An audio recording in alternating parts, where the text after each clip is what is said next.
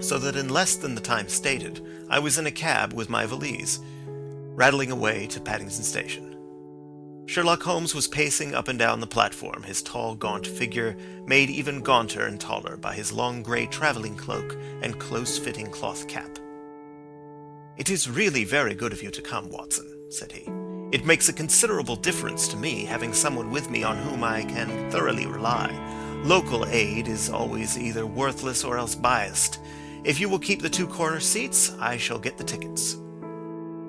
We had the carriage to ourselves, save for an immense litter of papers which Holmes had brought with him. Among these he rummaged and read, with intervals of note-taking and of meditation, until we were past Reading. Then he suddenly rolled them all into a gigantic ball and tossed them up onto the rack. "Have you heard anything of the case?" he asked. "Not a word. I have not seen a paper for some days. The London press has not had very full accounts. I have just been looking through all the recent papers in order to master the particulars. It seems from what I gather to be one of those simple cases which are so extremely difficult." "That sounds a little paradoxical." "But it is profoundly true. Singularity is almost invariably a clue. The more featureless and commonplace a crime is, the more difficult it is to bring it home. In this case, however, they have established a very serious case against the son of the murdered man." "It is a murder, then?" "Well, it is conjectured to be so. I shall take nothing for granted until I have the opportunity of looking personally into it. I will explain the state of things to you as far as I have been able to understand it in a very few words. Boscombe Valley is a country district not very far from Ross in Herefordshire. The largest landed proprietor in that part is a Mr. John Turner, who made his money in Australia and returned some years ago to the old country. One of the farms which he held, that of Hatherley, was lent to Mr. Charles McCarthy, who was also an ex-Australian. The men had known each other in the colonies, so that it was not unnatural that, when they came to settle down, that they should do so as near each other as possible. Turner was apparently the richer man, so McCarthy became his tenant, but still remained, it seems, upon terms of perfect equality, as they were frequently together. McCarthy had one son, a lad of 18, and Turner had an only daughter of the same age, but neither of them had wives living. They appear to have avoided the society of the neighbouring English families and to have led retired lives, though both the McCarthys were fond of sport and were frequently seen at the race meetings of the neighbourhood. McCarthy kept 2 servants, a man and a girl. Turner had a considerable household, some half-dozen at the least. That is as much as I have been able to gather about the families. Now for the facts. On June 3rd, that is Monday last, McCarthy left his house at Hatherley about 3 in the afternoon and walked down to the Boscombe Pool, which is a small lake formed by the spreading out of the stream which runs down the Boscombe Valley. He had been out with his serving man in the morning at Ross, and he had told the man that he must hurry, as he had an appointment of importance to keep at 3. From that appointment he never came back alive. From Hatherley farmhouse to the Boscombe Pool is a quarter of a mile, and 2 people saw him as he passed over this ground. One was an old woman whose name is not mentioned, and the other was William Crowder, a gamekeeper in the employ of Mr. Turner. Both these witnesses deposed that Mr. McCarthy was walking alone. The gamekeeper adds that within a few minutes of his seeing Mr. McCarthy pass, he had seen his son, Mr. James McCarthy, going the same way with a gun under his arm. To the best of his belief, the father was actually in sight at the time, and the son was following him. He thought no more of the matter until he heard in the evening of the tragedy that had occurred. The 2 McCarthys were seen after the time when William Crowder, the gamekeeper, lost sight of them. The Boscombe Pool is thickly wooded round, with just a fringe of grass and of reeds round the edge. A girl of 14, Patience Moran, who is the daughter of the lodgekeeper of the Boscombe Valley estate, was in one of the woods picking flowers. She states that while she was there she saw, at the border of the wood and close by the lake, Mr. McCarthy and his son, and that they appeared to be having a violent quarrel. She heard Mr. McCarthy the elder using very strong language to his son, and she saw the latter raise up his hand as if to strike his father. She was so frightened by their violence that she ran away and told her mother when she reached home that she had left the 2 McCarthys quarrelling near Boscombe Pool, and that she was afraid that they were going to fight. She had hardly said the words when young Mr. McCarthy came running up to the lodge to say that he had found his father dead in the wood and to ask for the help of the lodge-keeper.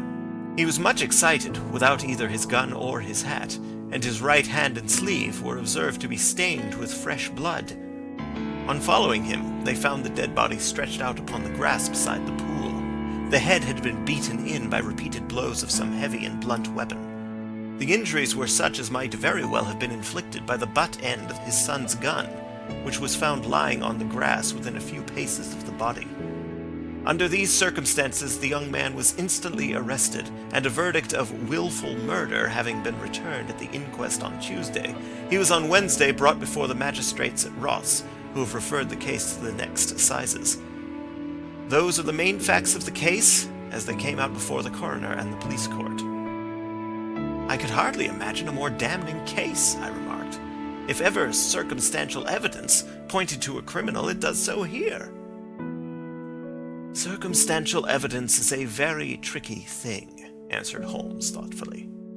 It may seem to point very straight to one thing, but if you shift your own point of view a little, you may find it pointing in an equally uncompromising manner to something entirely different. It must be confessed, however, that the case looks exceedingly grave against the young man, and it is very possible that he is indeed the culprit. There are several people in the neighborhood, however, and among them Miss Turner, the daughter of the neighboring landowner, who believe in his innocence, and who have retained Lestrade, whom you may recollect in connection with the study in scarlet, to work out the case in his interest. Lestrade, being rather puzzled, has referred the case to me, and hence it is that two middle-aged gentlemen are flying westward at 50 miles an hour, instead of quietly digesting their breakfasts at home. I am afraid, said I, that the facts are so obvious that you will find little credit to be gained out of this case. There is nothing more deceptive than an obvious fact, he answered, laughing.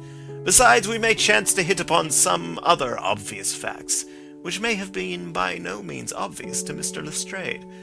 You know me too well to think that I am boasting when I say that I shall either confirm or destroy his theory by means which he is quite incapable of employing or even of understanding. To take the first example to hand, I very clearly perceive that in your bedroom the window is upon the right-hand side, and yet I question whether Mr. Lestrade would have noticed even so self-evident a thing as that. How on earth? My dear fellow, I know you well. I know the military neatness which characterizes you. You shave every morning, and in this season you shave by the sunlight. But since your shaving is less and less complete as we get farther back on the left side, until it becomes positively slovenly as we get round the angle of the jaw, it is surely very clear that that side is less illuminated than the other. I could not imagine a man of your habits looking at himself in an equal light and being satisfied with such a result. I only quote this as a trivial example of observation and inference. Therein lies my métier, and it is just possible that it may be of some service in the investigation which lies before us. There are one or two minor points which are brought out in the inquest and which are worth considering. What are they? It appears that his arrest did not take place at once, but after the return to Hatherley Farm. On the Inspector of Constabulary informing him that he was a prisoner, he remarked that he was not surprised to hear it, and that it was no more than his deserts. This observation of his had the natural effect of removing any traces of doubt which might have remained in the minds of the coroner's jury. It was a confession, I ejaculated. No, for it was followed by a protestation of innocence. Coming on top of such a damning series of events, it was at the least a most suspicious remark. On the contrary, said Holmes, it is the brightest rift which I can at present see in the clouds. However innocent he might be, he could not be such an absolute imbecile as not to see that the circumstances were very black against him. Had he appeared surprised at his own arrest, or feigned indignation at it, I should have looked upon it as highly suspicious, because such surprise or anger would not be natural under the circumstances, and yet might appear to be the best policy to a scheming man. His frank acceptance of the situation marks him as either an innocent man, or else as a man of considerable self-restraint and firmness. As to his remark about his deserts, it was also not unnatural, if you consider that he stood beside the dead body of his father, and that there is no doubt that he had that very day so far forgotten his filial duty as to bandy words with him, and even, according to the little girl whose evidence is so important, to raise his hand as if to strike him. The self-reproach and contrition which are displayed in his remark appear to me to be the signs of a healthy mind rather than of a guilty one. I shook my head. Many men have been hanged on far slighter evidence, I remarked. So they have, and many men have been wrongfully hanged. What is the young man's own account of the matter? It is, I am afraid, not very encouraging to his supporters, though there are one or two points in it which are suggestive. You will find it here and may read it for yourself. He picked out from his bundle a copy of the local Herefordshire paper, and having turned down the sheet, he pointed out the paragraph in which the unfortunate young man had given his own statement of what had occurred. I settled myself down in the corner of the carriage and read it very carefully. It ran in this way. Mr. James McCarthy, the only son of the deceased, was then called and gave evidence as follows. I had been away from home for 3 days at Bristol, and had only just returned upon the morning of last Monday the 3rd. My father was absent from home at the time of my arrival, and I was informed by the maid that he had driven over to Ross with John Cobb, the groom. Shortly after my return, I heard the wheels of his trap in the yard, and, looking out of my window, I saw him get out and walk rapidly out of the yard, though I was not aware in which direction he was going. I then took my gun and strolled out in the direction of the Boscombe pool with the intention of visiting the rabbit warren which is upon the other side. On my way I saw William Crowder, the gamekeeper, as he had stated in his evidence, but he is mistaken in thinking that I was following my father. I had no idea that he was in front of me. When about 100 yards from the pool I heard a cry of "Coo-ee!" which is an unusual signal between my father and myself. I then hurried forward and found him standing by the pool. He appeared to be much surprised at seeing me and asked me rather roughly what I was doing there. A conversation ensued which led to high words and almost to blows, for my father was a man of a very violent temper. Seeing that his passion was becoming ungovernable, I left him and returned towards Hatherley Farm. I had not gone more than 150 yards, however, when I heard a hideous outcry behind me, which caused me to run back again. I found my father expiring upon the ground with his head terribly injured. I dropped my gun and held him in my arms, but he almost instantly expired. I knelt beside him for some minutes, and then made my way to Mr. Turner's lodgekeeper, his house being the nearest, to ask for assistance. I saw no one near my father when I returned, and I have no idea how he came by his injuries. He was not a popular man, being somewhat cold and forbidding in his manners. But he had, as far as I know, no active enemies. I know nothing further of the matter. The coroner. Did your father make any statement to you before he died? Witness. He mumbled a few words, but I could only catch some allusion to a rat. The coroner. What did you understand by that? Witness. It conveyed no meaning to me. I thought that he was delirious. The coroner. What was the point upon which you and your father had this final quarrel? Witness. I should prefer not to answer. The coroner. I am afraid that I must press it. Witness. It is really impossible for me to tell you. I can assure you that it has nothing to do with the sad tragedy which followed. Coroner. That is for the court to decide. I need not point out to you that your refusal to answer will prejudice your case considerably in any future proceedings which may arise. Witness. I still must refuse. The coroner. I understand that the cry of "Coo-ee" was a common signal between you and your father. Witness. It was. The coroner.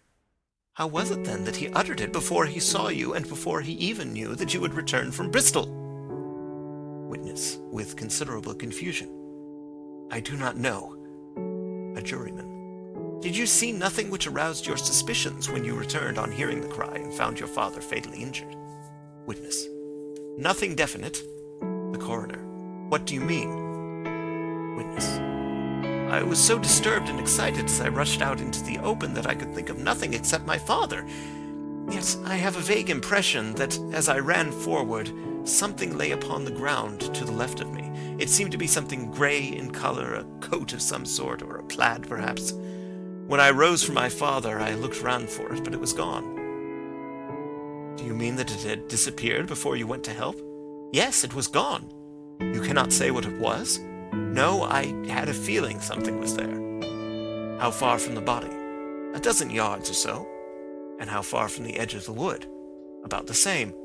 Then if it was removed, it was while you were within 12 yards of it? Yes, but with my back towards it.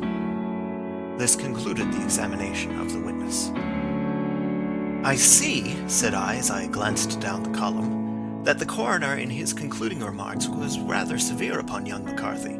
He calls attention, and with reason, to the discrepancy about his father having signaled to him before seeing him, and also to his refusal to give details of his conversation with his father, and his singular account of his father's dying words. They are all, as he remarks, very much against the son.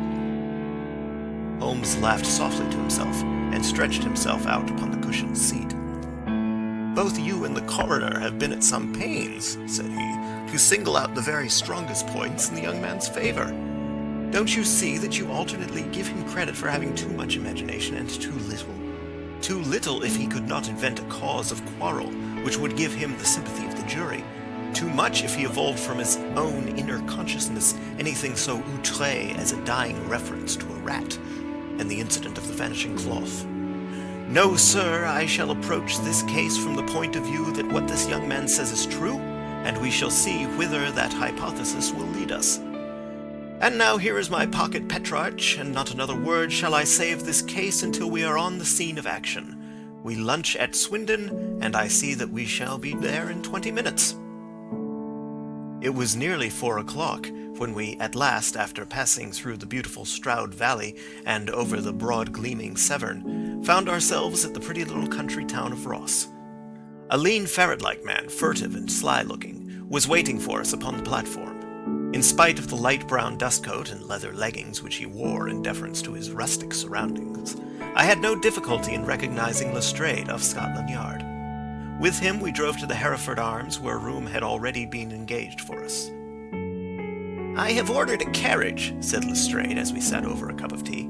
"I knew your energetic nature, and that you would not be happy until you had been on the scene of the crime." "It was very nice and complimentary of you," Holmes answered. "It is entirely a question of barometric pressure." Lestrade looked startled. "I do not quite follow," he said. "How is the glass? 29, I see. No wind and not a cloud in the sky. I have a case full of cigarettes here which needs smoking, and the sofa is very much superior to the usual country hotel abomination. I do not think that it is probable that I shall use the carriage tonight." Lestrade laughed indulgently. "You have no doubt already formed your conclusions from the newspapers," he said. "The case is as plain as a pikestaff, and the more one goes into it, the plainer it becomes. Still, of course, one can't refuse a lady, and such a very positive one, too. She has heard of you, and would have your opinion, though I repeatedly told her that there was nothing which you could do which I had not already done. Why, bless my soul, here is her carriage at the door." He had hardly spoken before there rushed into the room one of the most lovely young women that I have ever seen in my life. Her violet eyes shining, her lips parted, a pink flush upon her cheeks, all thought of her natural reserve lost in her overpowering excitement and concern. "Oh, Mr. Sherlock Holmes!" she cried, glancing from one to the other of us, and finally with a woman's quick intuition fastening upon my companion. "I am so glad that you've come.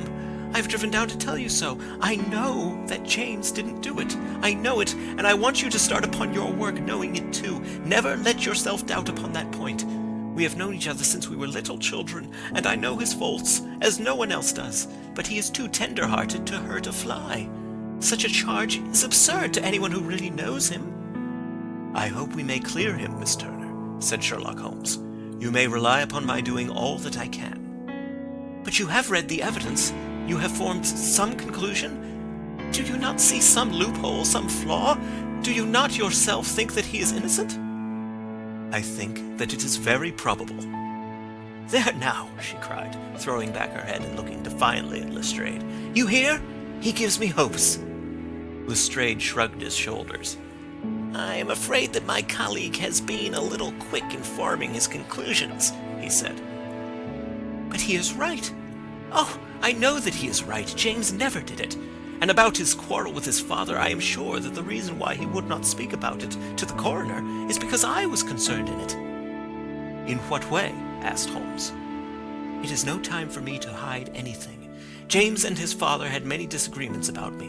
Mr. McCarthy was very anxious that there should be a marriage between us. James and I have always loved each other as brother and sister, but of course he is young and has seen very little of life yet, and well, naturally he did not wish to do anything like that yet, so there were quarrels, and this, I am sure, was one of them." "And your father?" asked Holmes. "Was he in favor of such a union?" "No, he was averse to it also. No one but Mr. McCarthy was in favor of it." A quick blush passed over her fresh young face as Holmes shot one of his keen, questioning glances at her. "Thank you for this information," said he. "May I see your father if I call tomorrow?" "I am afraid the doctor won't allow it." "The doctor?" "Yes. Have you not heard? Poor father has never been strong for years back, but this has broken him down completely. He is taken to his bed, and Dr. Willows says that he is a wreck, and that his nervous system is shattered. Mr. McCarthy was the only man alive who had known Dad in the old days in Victoria." "Ha! In Victoria, that is important." "Yes, at the mines." "Quite so, at the gold mines, where, as I understand, Mr. Turner made his money." "Yes, certainly." "Thank you, Miss Turner. You have been of material assistance to me. You will tell me if you have any news tomorrow. No doubt you will go to the prison to see James. Oh, if you do, Mr. Holmes, do tell him that I know him to be innocent." "I will, Miss Turner." "I must go home now, for Dad is very ill, and he misses me so if I leave him. Goodbye, and God help you in your undertaking." She hurried from the room as impulsively as she had entered, and we heard the wheels of her carriage rattle off down the street. "I am ashamed of you, Holmes," said Lestrade with dignity after a few minutes' silence. "Why should you raise up hopes which you are bound to disappoint? I am not over-tender of heart, but I call it cruel." "I think that I see my way to clearing James McCarthy," said Holmes. "Have you an order to see him in prison?" "Yes, but only for you and me." "Then I shall reconsider my resolution about going out. We have still time to take a train to Hereford and see him tonight?" "Ample." "Then let us do so. Watson, I fear that you will find it very slow, but I shall only be away a couple of hours."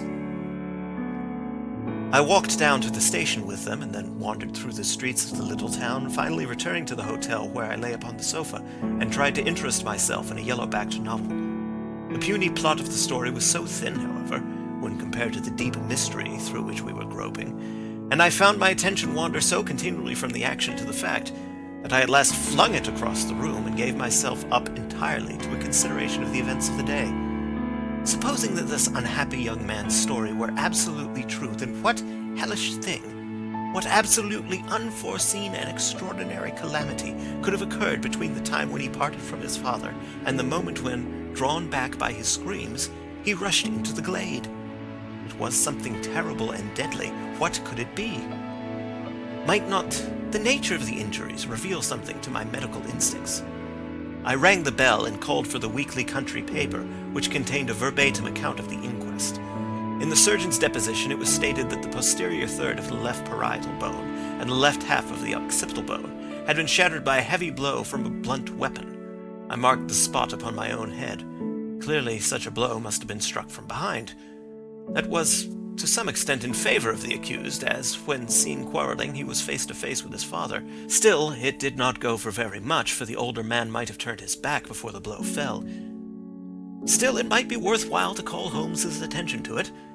Then there was the peculiar dying reference to a rat. What could that mean? It could not be delirium. A man dying from a sudden blow does not commonly become delirious. No, it was more likely to be an attempt to explain how he met his fate. But what could it indicate? I cuddled my brains to find some possible explanation. And then the incident of the grey cloth seen by young McCarthy. If that were true, the murderer must have dropped some part of his dress, presumably his overcoat, in his flight, and must have had the hardihood to return and to carry it away at the instant when the son was kneeling with his back turned not a dozen paces off. What a tissue of mysteries and improbabilities the whole thing was! I did not wonder at Lestrade's opinion, and yet I had so much faith in Sherlock Holmes's insight that I could not lose hope as long as every fresh fact seemed to strengthen his conviction of young McCarthy's innocence. It was late before Sherlock Holmes returned. He came back alone, for Lestrade was staying in lodgings in the town. "The glass still keeps very high," he remarked as he sat down. "It is of importance that it should not rain before we are able to go over the ground. On the other hand, a man should be at his very best and keenest for such nice work as that, and I did not wish to do it when fagged by a long journey. I have seen young McCarthy." "And what did you learn from him?" "Nothing." "Could he throw no light?" "None at all. I was inclined to think at one time that he knew who had done it and was screening him or her. But I am convinced now that he is as puzzled as everyone else. He is not a very quick-witted youth, though comely to look at, and I should think sound at heart." "I cannot admire his taste," I remarked, "if it is indeed a fact that he was averse to a marriage with so charming a young lady as this Miss Turner." "Ah, thereby hangs a rather painful tale. This fellow is madly, insanely in love with her, but some 2 years ago, when he was only a lad, and before he really knew her, for she had been away 5 years at a boarding school, what does the idiot do but get into the clutches of a barmaid in Bristol and marry her at a registry office? No one knows a word of the matter, but you can imagine how maddening it must be to him to be upbraided for not doing what he would give his very eyes to do, but which he knows to be absolutely impossible. It was sheer frenzy of this sort which made him throw his hands up into the air when his father, at their last interview, was goading him on to propose to Miss Turner. On the other hand, he had no means of supporting himself, and his father, who was by all accounts a very hard man, would have thrown him over utterly had he known the truth. It was with his barmaid wife that he had spent the last 3 days in Bristol, and his father did not know where he was. Mark that point, it is of importance. Good has come out of evil, however, for the barmaid, finding from the papers that he is in serious trouble and likely to be hanged, has thrown him over utterly and has written to him to say that she has a husband already in the Bermuda dockyard, so that there is really no tie between them. I think that bit of news has consoled young McCarthy for all that he has suffered." "But if he is innocent, who has done it?" "Ah, who? I would call your attention very particularly to 2 points. One is that the murdered man had an appointment with someone at the pool, and that the someone could not have been his son, for his son was away, and he did not know when he would return. The second is that the murdered man was heard to cry cooee before he knew that his son had returned. Those are the crucial points upon which the case depends. And now let us talk about George Meredith, if you please, and we shall leave all minor matters until tomorrow." There was no rain, as Holmes had foretold, and the morning broke bright and cloudless. At 9 o'clock Lestrade called for us with the carriage, and we set off for Hatherley Farm and the Boscombe pool. "Very serious news this morning," Lestrade observed. "It is said that Mr. Turner of the Hole is so ill that his life is despaired of." "An elderly man, I presume?" said Holmes. "About 60. But his constitution has been shattered by his life abroad, and he has been in failing health for some time. This business has had a very bad effect upon him. He was an old friend of McCarthy's, and, I may add, a great benefactor to him, for I have learned that he gave him Hatherley Farm rent-free." "Indeed, that is interesting," said Holmes. "Oh, yes. In 100 other ways he has helped him. Everybody about here speaks of his kindness to him." "Really? Does it not strike you as a little singular that this McCarthy, who appears to have had little of his own, and to have been under such obligations to Turner, should still talk of marrying his son to Turner's daughter, who is presumably heiress to the estate, and that in such a very cocksure manner, as if it were merely a case of proposal and all else would follow? It is the more strange since we know that Turner himself was averse to the idea.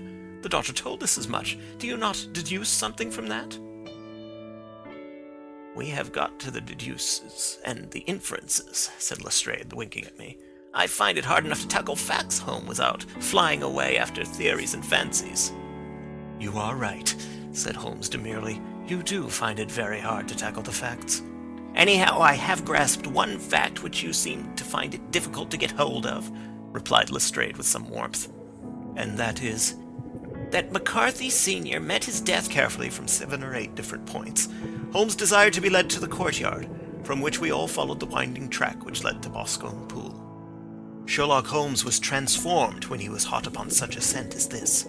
Men who had only known the quiet thinker and logician of Baker Street would have failed to recognize him. His face flushed and darkened.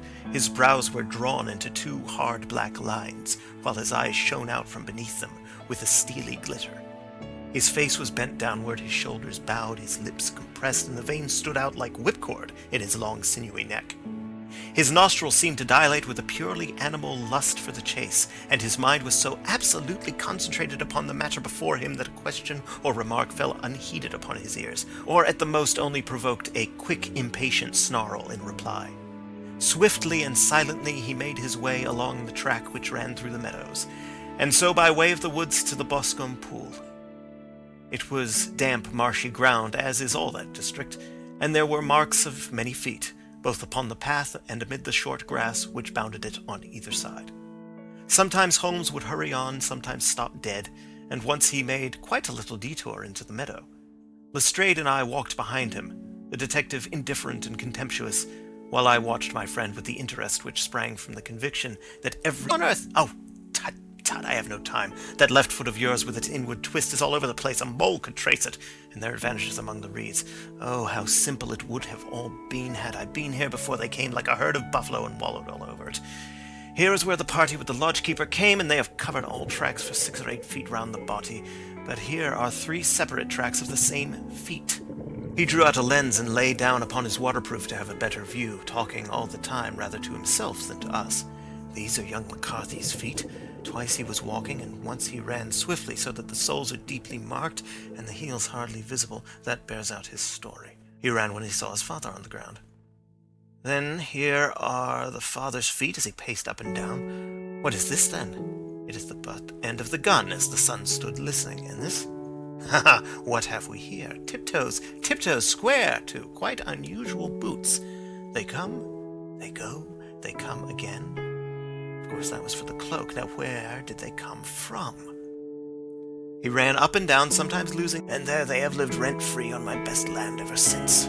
There was no rest for me, no peace, no forgetfulness. Turn where I would, there was his cunning, grinning face at my elbow. It grew worse as Alice grew up, for he soon saw I was more afraid of her knowing my past than of the police.